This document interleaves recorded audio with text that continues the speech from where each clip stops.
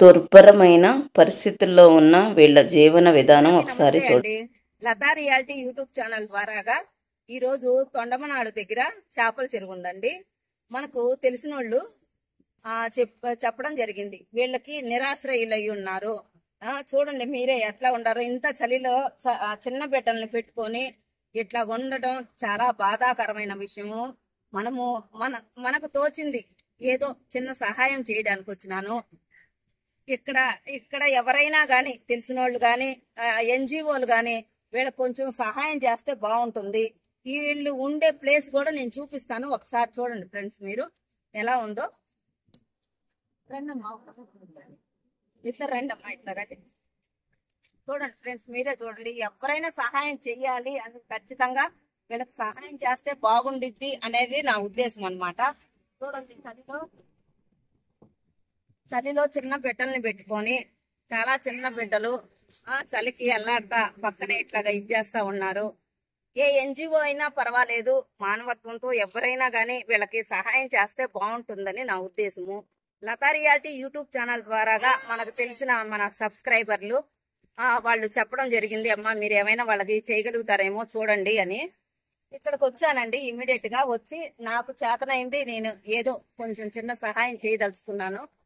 మీరు కూడా ఎవరైనా గానీ చక్కగా వచ్చి సహాయం చేస్తారని మనస్ఫూర్తిగా కోరుకుంటున్నాను. వాళ్ళ మాటల్లో ఇందాము. ఒక్క నిమిషము.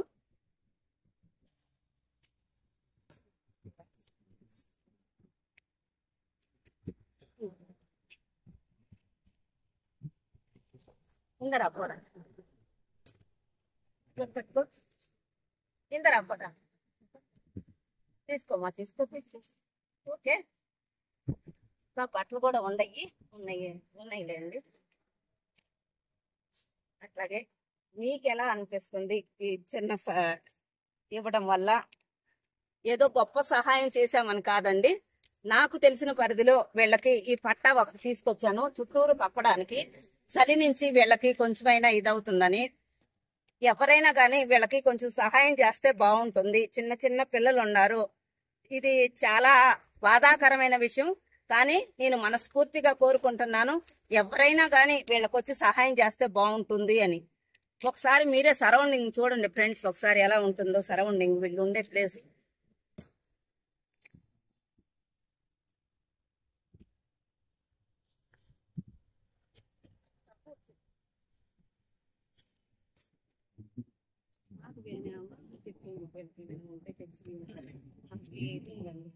ఎవరైనా కానీ మీకు ఇవ్వమనే చెప్తున్నాను, ఎవరు తెచ్చినా ఏం చేసి.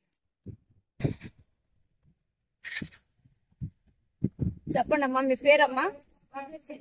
కొంచెం పెద్దగా మాట్లాడిన ఆయన. చెల్లమ్మ. మీ పేరమ్మా? గంగమ్మ. మీరు చెల్లమ్మ గంగమ్మ. ఇక్కడ ఎన్ని రోజుల నుంచి ఉంటున్నారమ్మా? చాలా రోజుల నుంచి ఉంటున్నారు. మరి మీకు ఈ చిన్న సహాయం చేసినందుకు ఎలా అనిపించిందమ్మా? అదేదో కొంచెం చెప్పండి నాయన.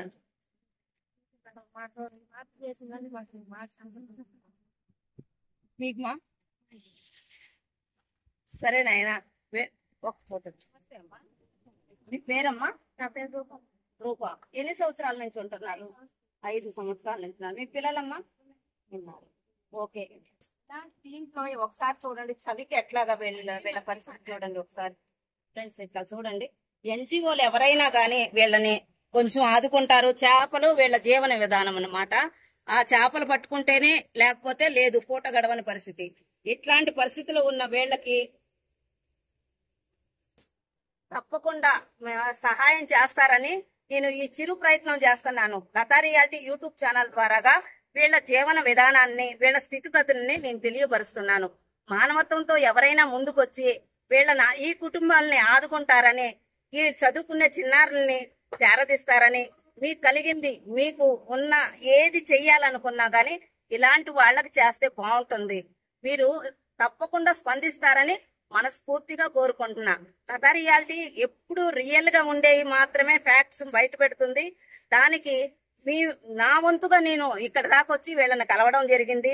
మీరందరూ సహృదయంతో వీళ్ళని ఆదరిస్తారని మనస్ఫూర్తిగా కోరుకుంటున్నాను.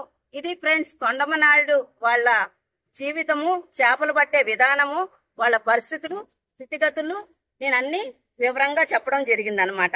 మీకు కనుక నచ్చితే తప్పకుండా వచ్చి వీళ్ళని కొంచెమైనా కానీ చూస్తారని, ఆదరిస్తారని, గవర్నమెంట్ కావచ్చు, ఎన్జిఓస్ కావచ్చు, ఎవరైనా కావచ్చు, వీళ్ళని ఆదరించాలని మనస్ఫూర్తిగా కోరుకుంటున్నాను. నచ్చితే లైక్ చేయండి, షేర్ చేయండి, సబ్స్క్రైబ్ చేసుకోండి. మరొక వీడియోతో నేను మీ ముందు ఉంటాను.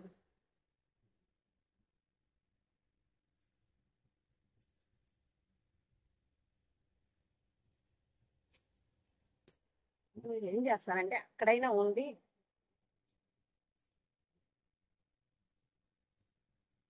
చెప్పాలనుకుంటుంది బాగుంటుంది.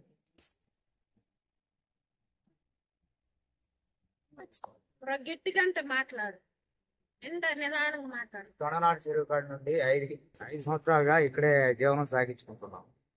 మా పరిస్థితి ఏంటంటే చేపల వేట.